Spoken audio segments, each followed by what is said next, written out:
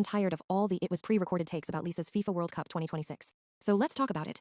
First of all, this wasn't a music show stage. This was one of the biggest sporting events in the world, performed in front of tens of thousands of people in the stadium and millions watching globally. From a musical perspective, there were several signs that live vocals were involved. Throughout the performance, Lisa's vocals displayed natural variations in tone. No two live vocal phrases sound exactly the same, and her delivery changed slightly from line to line, in a way that is typical of live singing. You could hear moments where certain words were emphasized differently than they are in the studio recording. Her breathing was also audible at various points. In a fully lip-synced performance, breaths usually match the pre-recorded track perfectly every time. During this performance, the breathing patterns felt organic and responsive to what she was doing on stage. Another indicator was the subtle inconsistency in vocal volume and microphone pickup.